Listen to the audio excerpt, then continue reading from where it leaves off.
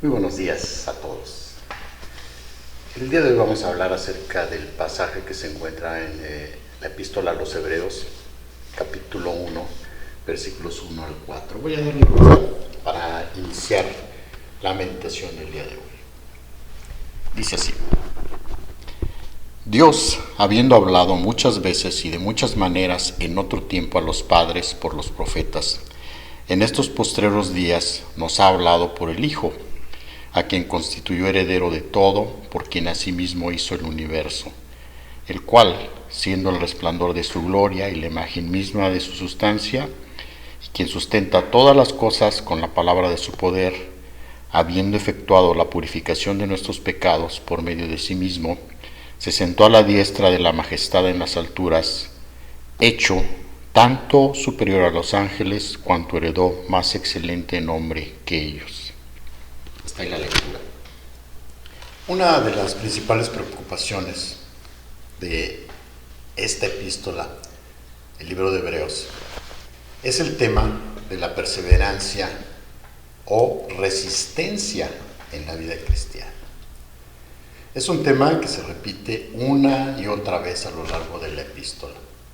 Nos damos cuenta de que los lectores originales, a los que el autor está escribiendo a mediados del siglo I, se estaban enfrentando a algún tipo de persecución. No lo sabemos con precisión, pero esa persecución que estaban sufriendo estaba haciendo que algunos renegaran de su compromiso con Cristo. Era más probable que los lectores originales fueran judíos convertidos al cristianismo. Estaban sufriendo algún tipo de marginación a la cual estaban sometidos simplemente por ser judíos, pero además de ello, es posible que hayan temido algo más severo, algo como el martirio podría ser que estuviera en el horizonte. Por eso, algunos de los lectores originales de esta epístola estaban listos a tirar la toalla, por decirlo así, regresar a sus vidas anteriores en el judaísmo.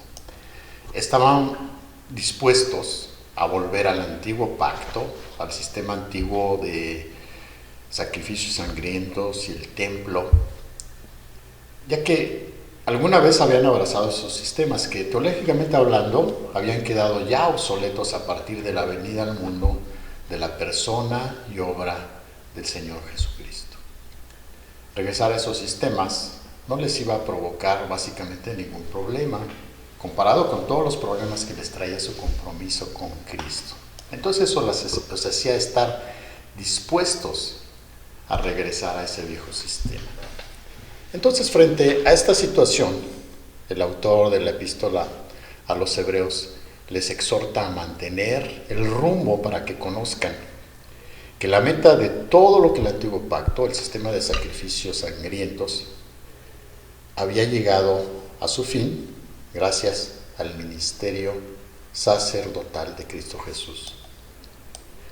Ahora, estoy seguro que nosotros en la actualidad nos enfrentamos constantemente a una sociedad que nos trata de persuadir a que perdamos el rumbo y que nos alejemos de la fe y del Evangelio.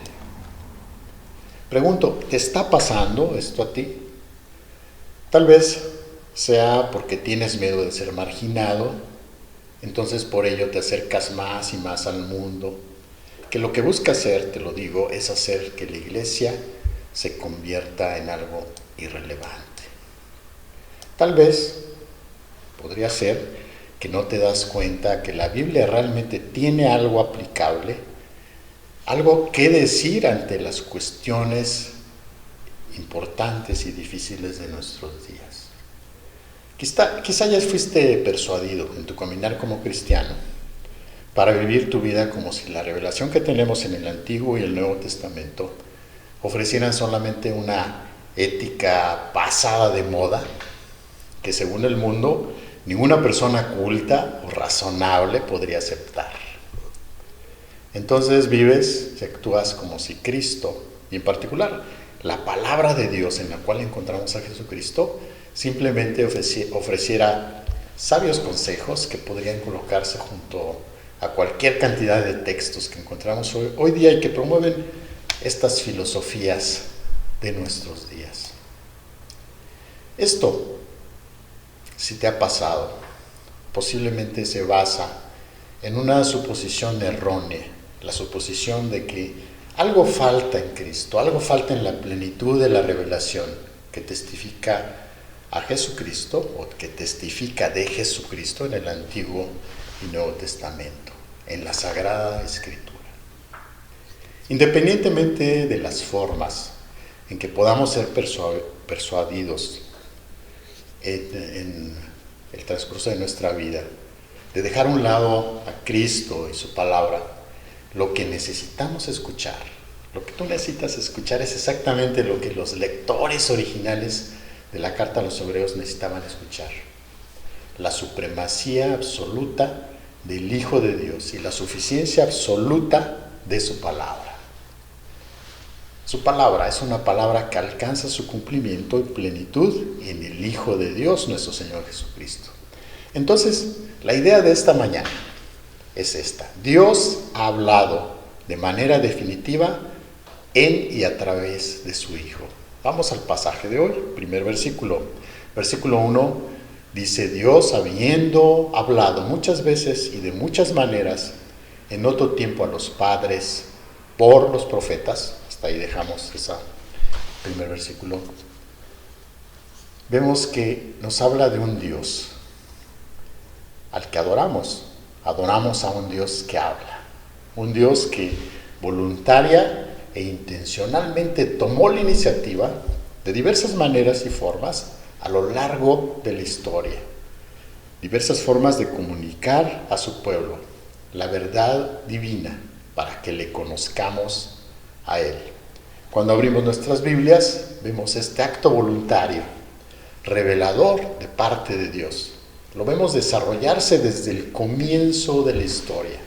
Por ejemplo, en el jardín del Edén, en el libro de Génesis, Adán no tuvo que envolverse en algún tipo de autorreflexión existencial sobre su propia existencia o sobre Dios, sobre el Dios que le había creado y creó el mundo. No, sino que Dios desde el principio estuvo en contacto con Adán y con Eva en el jardín. Habló con ellos directamente y les reveló su voluntad. Luego, después de Adán, encontramos que Dios le habla a Noé, le habla a Abraham, le habla a Moisés, le habla a David y al resto de los profetas que profetizaron en el exilio, antes del exilio y después del exilio. Hubo en varias épocas de la historia redentora momentos en que Dios habló, revelando progresivamente más acerca de sí mismo, más acerca de su voluntad en cada una de las épocas. También habló, como nos dice el autor de la carta a los Hebreos, de muchas maneras. Así lo dice, habló de muchas maneras. Algunos Dios les habló a través de intermediarios angelicales, a otros les habló a través de sueños y visiones. A medida que cada profeta recibió revelación de Dios, ¿qué hicieron? Lo escribieron. Escribieron lo que Dios les comunicó para preservar las palabras inspiradas por el Espíritu de Dios para el pueblo de Dios. Y esas palabras las tenemos actualmente a nuestra disposición en las Escrituras del Antiguo Testamento. El Dios que habló a través de los profetas todavía nos habla hoy. Pero no nos habla en el sentido de una nueva revelación o una nueva palabra del Señor, sino que por su Espíritu que nos ilumina a través de las palabras que ya están escritas y conservadas para nosotros en las Escrituras. No vamos a buscar debajo de las piedras para encontrar a Dios, ni nos miramos a nosotros mismos para encontrar a Dios. Si hiciéramos eso, lo que vamos a encontrar será un Dios hecho a nuestra propia imagen. En cambio, lo que hacemos es buscar la palabra de Dios, y solo la palabra de Dios, para encontrar a Dios y encontrarnos con Dios y conocer a Dios. Tan importante y tan notable es que Dios hablara hacia nosotros, que adoramos a un Dios que habla. El Dios que nos ha hablado y el Dios que todavía nos habla a través de las escrituras del Antiguo Testamento. Pero estas palabras de los profetas en el Antiguo Testamento, a las que el autor de la epístola a los hebreos alude aquí, todavía estaban incompletas. Las palabras de los profetas mismas tenían que ser completadas. Los mismos profetas esperaban que algo pasara en la historia redentora, y esto es una nueva revelación. Ellos esperaban un nuevo pacto que vendría acompañado de sus propios documentos.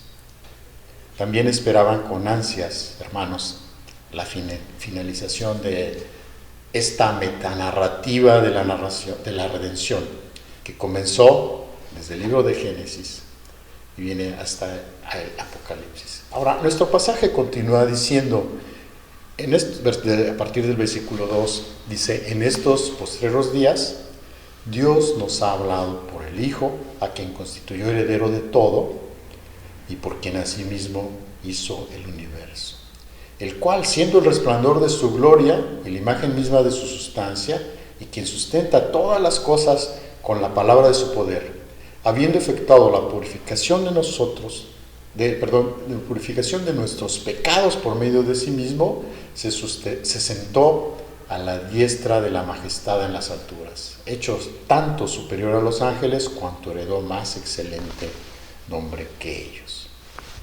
La primera parte de esto que que acaban de escuchar de la palabra de Dios dice: la revelación de Dios a través de su Hijo tiene lugar en estos postreros días. En estos postreros días nos ha hablado por su Hijo, y nos habla de su Hijo, que fue constituido heredero de todo y por quien asimismo hizo el universo, Jesucristo. A lo largo del Nuevo Testamento, los apóstoles entienden todos que los días en que vivimos actualmente son esos postreros días. Todos los días que inician desde la primera venida de Cristo y terminan en la segunda venida de Cristo son los últimos días. Entendemos que debido a que Dios ya ha hablado en estos últimos días, en estos postreros días por medio de su Hijo, no hay una nueva revelación o palabra del Señor que debamos esperar más allá de las Escrituras, más allá de las palabras de los profetas y las palabras del Hijo. El Antiguo Testamento y el Nuevo Testamento no dejan nada que quede por decir hasta que Jesús regrese. La revelación divina se ha completado en Jesucristo y a través de Jesucristo, el Hijo de Dios, y es a esa revelación, a la plenitud de esa revelación del Antiguo y del Nuevo Testamento, que nosotros como pueblo de Dios estamos llamados a mirar para conocer a nuestro Dios. Dios les bendiga, hermanos, que sigan teniendo un excelente día.